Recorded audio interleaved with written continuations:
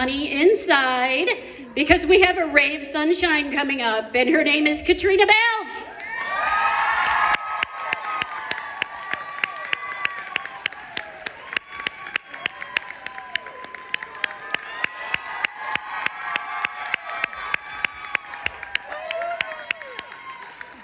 Good morning, everybody. Hi. Hi. That was very cool. I think that was every line I've ever said in the show. Definitely. So what do you feel? Like, I know that you couldn't watch it, but you heard it and you heard all those lines. Like, She's very emotional, isn't she? It's just a lot of drama going on. No, it's amazing. I mean, it's amazing to look back on the whole journey that Claire's gone through, that her and Jamie have gone through together. It's, you know, it's an amazing story, right? yes. So this is a fan video. Is there any other fan videos? Are you a person who, I know that you're really busy, but do you have time? Do you ever watch any of that kind of stuff that's on YouTube or anything? I don't. I'm not a big YouTube person. Okay. I see some posted on Twitter, and I'll watch those and stuff. But I've been the recipient of many beautiful fan books, which have done little collaborations and stuff, and I love those. And but one day I'll get my fill of all the fan videos. Yes, you can go back and just, you know, I think it's time just to go have a Caitriona Balfe, Claire Fraser binge watch on YouTube of all of my videos. You know, one day when I forget, and I'll be like, what was that like? What was that show? No. What was that show I was on? I don't remember. Who am I? No. So this is supposed to be our fireside chat. Yes, So- and look at what she got me. Isn't that lovely? A little coffee or tea for Caitriona. Got my tea in there. Yes. So it says. Cheers. Cheers. Sláinte. Yes, we should have said that instead. It's morning. Good morning. This is coffee, tea, or question mark. So we've been getting some little tweets and so forth that we've seen with like a forget-me-not thing on it. Are you Really? allowed to speak about that at all, or is that still something that's Still something. Okay. But it's something that I have been working on for a little while, and hopefully it's something that I've had a lot of fun with, and that it will also give back in a really cool way. So you'll hear soon enough. okay? Very good. I'm sure everybody's excited to hear that. You got a little bit of word on what's going on. Okay, so you've been traveling a lot over these last few weeks. Oh my gosh, how are you doing? I'm good, I think. I you mean, know- there's an incubation period, right? So as far as I know, I'm healthy. Okay, all right. We're glad to hear that. We want you to keep healthy.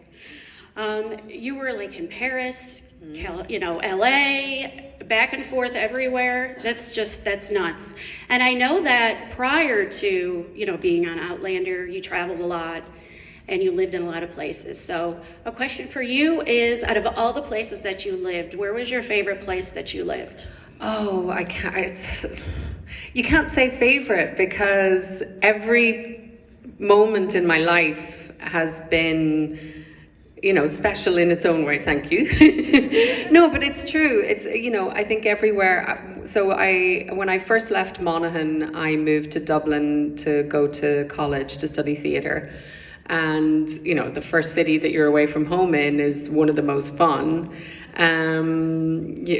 Probably didn't make it to college as much as I should have, but and then I moved to Paris, and that was like a dream, you know. As a child, actually, I never left Ireland until I was 17. So we didn't travel abroad. We didn't, you know, I'm from a big family and we weren't very wealthy. So to move abroad and to live in Paris and to absorb the beauty and the culture and the chicness of that city was just, I mean, it was mind-blowing. And then I got to live in Japan, and I lived in Germany for a little bit, and I spent a lot of time in Italy and a lot of time in Spain. And then I moved to New York. And I mean, New York is like That was one of the coolest cities, and I spent pretty much most of my 20s there. And I mean, if there's anywhere to spend your 20s, it's New York City. And then you realize that if you don't leave, you might die. So I moved to LA, and LA gave me so much. I mean, it's a much healthier and quieter and sunnier city, and I really feel like I moved there at the right time and was able to invest in becoming an actor, and it gave me all of that. So I've been very, very lucky, and I don't know, everyone should travel if you can. I think it's the best education and the best mind and heart opener you can ever get. Wow, that's amazing. And now I'm in Cleveland. Yeah. Woo! And there's a really big lake out there. So speaking of Cleveland, we know that you arrived yesterday. Did you get your luggage? I did. It did come. There was a moment of worry. Okay, we're glad to hear that. So did you get to experience any of the city yesterday? Did you do anything in Cleveland that was exciting in this beautiful town? I got in too late. It's not an easy city to get to from Europe. So myself and Richard did a bit of bouncing from city to city to city to get here. So by the time I got here last night, I think for everyone's sake, what I needed was a good shower. And then I had some food, and then I went to bed because I wanted to be fresh for you guys today. So excellent. Yay. And you always look so fresh-faced. Look at you. You have beautiful complexion. I know that out in the fandom world, a lot of people are like, Caitriona, her face is just so beautiful, her skin. So what's your skincare regimen like? Oh, God. Well, I have to say I'm very lucky. First of all, thank you, Mum and Dad, because I think they gave me some good genes. But I'm also very lucky. I can afford to go to a really nice facialist in LA when I'm there, and I do. But I do a thing called microcurrent. And it's available everywhere, I think, but I'm up for the microcurrent, people. It's like you take your face to the gym, they put these things on it, and it zaps little currents, and it makes your muscles kind of contract, and it's great. And it's you don't have to inject shit, and you don't have to go to So far, it's working. But everybody, I don't know. It's like I feel weird talking about this stuff because I also use kind of some expensive stuff, and it's not everyone can use that. So, but the key thing is wash your face, drink lots of water, moisturize, and sun protection. So there you go. Questions answered for all of you. Okay, so I know a lot of people want to know about your Outlander story. We, talked a lot about you. So we know from the beginning, that you wanted to act. But when is the first time, when is it in your childhood that you're like, that's what I wanted to do? How did you know that you really wanted to act?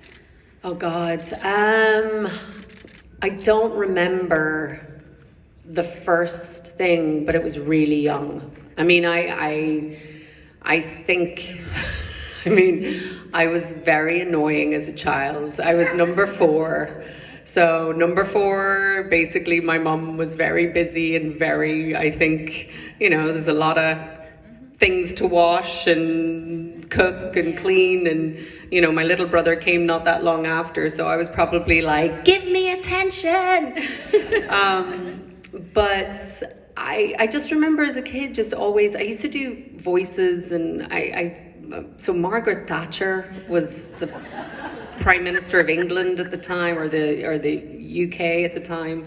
So she was on our TV a lot, and I used to do an impersonation of her. Oh, do it! When I was about 5. I don't really remember. I don't know. We're gathered here today. But my dad, even though he was a police officer or a Garda sergeant, our police officers, he used to do comedy skits. So something's in the blood. But I was in youth theatre. My very first role was Mr. Bumble in a production of Oliver, and I was disgusted that I wasn't Oliver. But Oliver was Dymphna McPhillips, and she was really short and blonde and pretty, and I was tall and lanky. So they put a pillow under my dad's Garda jacket, and that was me, Mr. Bumble, and that was at about 8. So that's the first role I ever had. Excellent. So let's, one of the questions that I have that I want to ask all of, when the rest of the cast comes out, but I'm going to ask you first. So what does Outlander mean to you? Like this story, you know, you obviously have read the books Up to the Fiery Cross, but what is this story so far? What does it mean to you? Like just the overall? Well, I think it's meant different things over the years. I mean, it's changed my life completely, but I think what I really have recognized is the power of storytelling to connect people. And that's been one of the most amazing things about getting this job and being part of this incredible world that Diana created. It's like, look at this, like we've created this entire community, or Diana has created it, and we just get to ride her coattails and be part of this. And it's, you know, everywhere I go in the world, people are in love with this story, in love with these characters, and that's amazing. I mean, I'm very aware that I'm in a place of huge privilege, because that doesn't happen very often, and it's amazing to be part of a community like this, of these amazing men and women, and it's pretty special. And so I have no doubt that this is probably, you know, when I get a lot older and I look back on my life, this will be, you know, the moment, or a moment of my life that I will just pinch myself and can't believe that that happened. Yeah, it's an amazing story. I mean, I know that through the fandom, I've made so many great friends. So hello out there to my friends, all because of Diana and the story, and Caitriona, who just brings Claire to life. It's amazing. Thank you. Yes. Okay, so Claire, what's in store for Claire in season 5? What can you share with us? I know that you can't share a lot, but what can you talk share? about the first 3 episodes. Yes. You know, this season, I think last season was very transitionary, and I think I don't think we sort of found our footing as much, and I think that's really sort of settled this season, and it's because also the Frasers have really settled. Fraser's Ridge is really established. There's time. What I love about this season for Claire is that she sort of got it all, at least for a little bit. You know, she has her beautiful home. She has her incredible husband. She has her wonderful daughter, her son-in-law, Marcelly is like another daughter to her, Fergus is like her son, this extended family, and she has her surgery. This is something she didn't really have last season. She got occasionally to be a healer, or in times of emergency do some of her work, but now she's actually got her established surgery. And I think that for Claire, it just feels this season that she's very fulfilled, I suppose would be the best way. And not that there isn't bad things coming, because we all know there is. But it's just been really lovely to sort of see her have that ability to sort of use every side of herself, be a wife, a lover, a mother, and a surgeon, or a doctor. Mm-hmm. Excellent. So we know that. I love hearing about all that. It makes me so much more excited for all the episodes coming up for season 5. So we noticed that we have some new names at the beginning of the credits of Outlander this season. We have producer Caitriona Balfe. So congratulations on that. Thank you.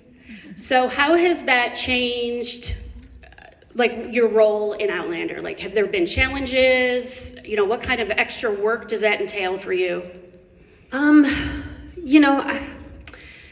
think this last season it wasn't a huge amount, because we really came in and got that credit very late. You know, we sort of just started filming or just before they'd started filming when they okayed it. So we got scripts a bit earlier. You know, we have a little bit more of a say. I think certain episodes we had a bit more say than others. You know, it's definitely something where we've been in this job, Sam and I, now for 6.5 years. You know, any job anyone's at, you know, you don't want to plateau. You want to evolve and expand and learn more and constantly be challenged. And I think that's why we really wanted this new role. And we don't want it just as a title. And I think, you know, it's going to be a learning curve for everybody to see where we can give the best input. But, you know, we have been the consistents since day one, and there's been a lot of changes with writers and producers and all of those kind of things. So I think for us, it's really to continue to be strong guardians of this story and try and make sure that, you know, that we keep the essence of what the story is really about.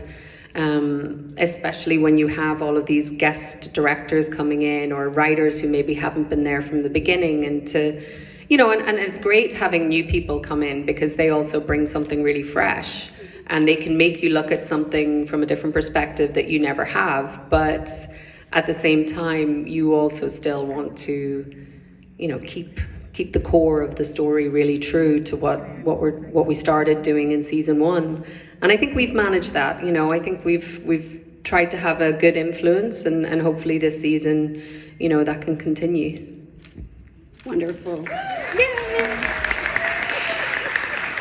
So I know you guys are always working long days, long nights, and then you had mentioned that you have a lot of, you know, like directors and writers and so forth that haven't been in past seasons. What's their reaction, like with the long, you know, the weather, the long hours and everything? Are they used to that, or is this something where they're like, boy, you guys work really hard? Yeah, I think they all get a little bit of a like, whoa, this is tough. But you know, a couple of our directors, Jamie Payne, who actually did two blocks this season, he just did episode 3, and he is doing episode 4 and then some later ones. But you know, what was really nice is he was saying, and a lot of the directors, one of the things they always say is that they're surprised by how much we all still really like each other and what the atmosphere is on set. And that's the thing that I think I'm most proud of. Because, you know, it's been 6.5 years. I think you hear the horror stories of people who, you know, don't speak to their co-stars, or there's like terrible tension on sets and stuff. And I think it's amazing. Like, we're super tight, the whole lot of us. Like, we have such a good group, and, you know, everybody supports everybody, and everyone's got each other's backs, and it's just so lovely. And the whole new group of, or sort of the new wave of the young'uns, they're all brilliant. You know, they're just so wonderful, and they've got like the best attitude. And you know, I think as a cast, we've been really, really lucky. Yeah, and it comes through in the episodes. I mean, I think it's except important. For one guy. Yeah. It's like this tall, kind of redhead. He's a bit of a diva. But other than that, it comes through in the episodes. You know, it's so good, I think, because there's just such a friendship and a chemistry between everybody that's there, and that just like adds. What's so special about this TV series is just, you can feel it. Well, yeah, and you can't force that. No. You can't create it. You know, it either happens or it doesn't. And I think full credit to Suzanne Smith and Simone Pereira, who's our casting people, because I think they've done an amazing job, not just getting the best actors, but also getting people who are just genuinely good people. So, you know, credit to them. So let's talk for a minute about some of the really fun stuff that maybe happens on set. So I'm not gonna say nothing. Any good stories you can share with it? You know, any? Well, I think we've alluded to this, but like, so episode 3 that just came out, those damn goats. I mean, it was quite spectacular. We would have the goats in this living room. Everyone would get the shot ready. They'd be like, all right, are we ready to go? The minute they would say action, not just peeing. There was just puddles and pellets everywhere. And, you know, and then one of the poor props guys would have to come in and sweep it all away, but it doesn't really clean it, you know. And we'd go again and they would do the same thing. I mean, I felt sorry for the goats, but I felt sorrier, that's best English, for Sam and I and Bronwyn, because we were all just like, gagging. I can't with Yeah. you. That's one of them. Hopefully that only was like one day. That didn't take multiple days to shoot, did it? No, for your but sakes? it was probably a good half a day. And then the next day, we did the scene where we have to lie down and sleep. And it was like, who cleaned this floor? And how good is your cleaning skills? Yes, that would be a good. Hopefully, you have a good cleanup crew, you know, that you bring with you. I don't know. It all happens when I'm not there, so I'm just going to assume it is, right? Yeah, hopefully. So was that like a house that was already there, or was that something built for the show? Oh, am I allowed to tell the secrets? Oh, I'm sorry. I think that's a repurposed. Yeah. So it's the original Claire Jamie cabin, which then was turned into the Bree Roger cabin, which was then turned into the Beardsleys cabin. And you would never, like, I didn't even know going on set. I was like, oh, this is so cool. How did you make this so quickly? And they were like, it's Bree's cabin, Caitriona.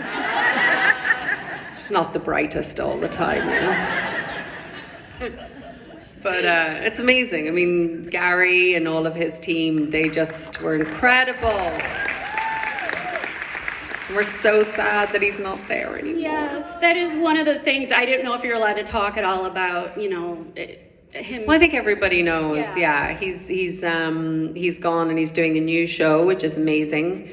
But we're really, really going to miss him. So just professionally and personally, because he's also the best. So I'm sure he trained whoever's coming after I think him. it's a new guy coming in who I'm sure is amazing. I met him very briefly in a coffee shop by accident in Glasgow, because that's what happens. But I don't actually, I haven't met him properly yet, but I'm sure they got the best. So Yes, I'm sure they did. So, season 6, we know there's going to be a season 6. yes. Yes. Are you allowed to share, like, when is that going to be starting to shoot? Soon. Okay. Okay, yeah, I know, you know, a lot of questions. I'm like, am I allowed to even ask this? Yeah, no, it's, I think we're looking at I mean, you know, these things always move depending on if scripts are ready and things like that. But I think we're looking sort of end of April, beginning of May start. So, yeah. So maybe a year from now, we'll be experiencing, you know, season 6 on Stars, which will be wonderful. More excitement. I mean, it's hard because, you know, the schedule, it's, you know, when the writers are working on on the season that we filmed, I mean, we just finished filming at the end of November, and actually I think Matt was doing some reshoots a couple of weeks ago. You know, and so they're you know, they're continually working on the season that we're shooting. And I think it's even some sort of contractual things. You're not allowed really start the next season until the other season's done. You know, it's this whole, everyone's got a union and there's all these rules and things. So I know the writer's room didn't really get together until we'd sort of finished. Or maybe they'd started a little bit before. So I've seen outlines of episodes. I haven't seen any scripts yet. I'm hoping that I'll see some soon because we're getting close. But you know, I think it's going to be a really strong season. I think book 6 is a really strong book. Yes. I'm almost finished. So I'm excited. There's some really good stuff coming up. Yeah. I have to say that is, after the first book, that is my second favorite book. I just absolutely love that one. I cannot wait to see it on the screen. That's going to be awesome. So one thing that I always wonder whenever I'm watching these scenes, especially like even just the beginning when you and Sam were doing your chemistry test and you know the video that's out there and you guys are doing the scene by the river, and then you did it for the show. How do you remember all those lines? It blows my mind. Well, as actors, we have very few skills. Line remembering is one, which is, at least we could do something. No, it's definitely a muscle memory thing. I think when you start out, it's a little bit more difficult. I think everyone has a different process. I personally like to do usually what I'll do is on my Sunday, I'll spend a couple of hours looking at the scenes that are coming up during the week, and I'll sort of look at each day and what's happening. And if there's anything really that I know is going to be difficult, I'll sort of flag it then, and I'll make some notes, and I'll start, making out little plans in my head about what I feel like I want to do. And then I always learn my lines the night before, which, after you come home from a 14-hour day, and then you're like, I gotta do my homework.